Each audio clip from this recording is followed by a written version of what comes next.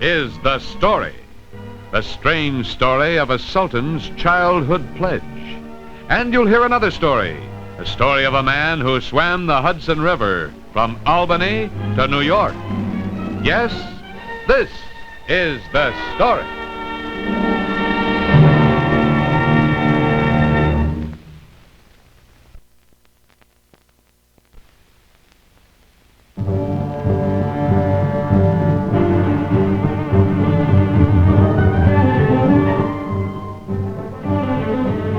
One day each week, the Sultan, one of the richest and most powerful rulers in Persia, met and talked with his people. He was a just and benevolent ruler, and any of his subjects who wished an audience with him could have one on the day which was set aside for that purpose. These were always tiring days for the Sultan, and the one he was completing now had been exceptionally so. So many people seeking help and solving so many different problems. When finally the grievance of a poor shepherd had been disposed of, the Sultan turned to an attendant and inquired wearily, Are there any more persons to see me? The attendant nodded. There was, he said, one more man, and it was rather strange. The man, obviously a humble workman or artisan, said he wished to speak to the Sultan on a personal matter. A personal matter? What sort of a personal matter?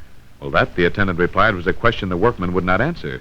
He'd said that if his name were announced, the Sultan would know the nature of his business. Then come. What is the man's name? The attendant told him, and the name obviously meant a great deal to the Sultan. Slowly, he said, Bring him in.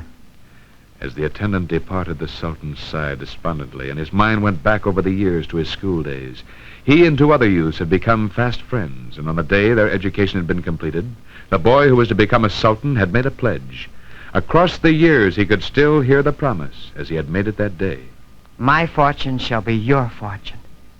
If you ever have a wish or a need, come to me. Anything that is within my power to give, you shall have.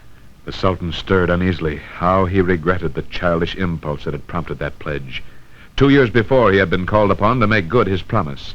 He had installed one of his schoolmates in a high office, and his boyhood friend had repaid the kindness by trying to corrupt and debauch the Sultan's court. In the end, the Sultan had been forced to resort to force to drive the ingrate from the palace. And now, with that unpleasant memory still fresh in the Sultan's mind, here came the second of his two schoolmates to make heaven only knew what outrageous demands in the name of a youthful promise. The heavy door to the Sultan's chambers opened and closed. And across the huge room came a shabby man who had not, it was apparent, acquired much of the world's wealth. But the Sultan thought bitterly as he watched his former companion approach. He undoubtedly expects to step from this room with a high office. Well, he would be disappointed. The Sultan had learned his lesson. He had had one bitter experience. He was in no mood for another. His friend would get nothing. Oh, a little money to see him on his way, yes, but nothing more. In front of the dais upon which the Sultan sat, the tattered visitor bent low and mumbled, Your Highness. The Sultan acknowledged the greeting, puzzled somewhat that his boyhood friend did not take advantage of the informality that their former relationship would have permitted him. But the Sultan was not disarmed, and he decided that the way to stop any fantastic demands being made upon him was to deny them before they could even be voiced. And so he did. Sternly he told his former schoolmate that the art of government was one that could not be practiced by amateurs. He must understand that. He must understand that in spite of his boyhood pledge, he could not bestow upon him either a title or office. However, the Sultan suggested if his friend needed money, something might be arranged. But the other man shook his head. I did not come seeking position or wealth, sir. I am equipped for neither one. I desire neither one. The Sultan, puzzled, asked why, then, had he come? For a place to work, to ask your majesty to designate some place, any hovel will do, where I might work in peace. And what kind of work did he do, the ruler wanted to know. I have a trade, sire, as all men must, and I will have to work at it unless you can grant my request. But I do not wish to practice my trade.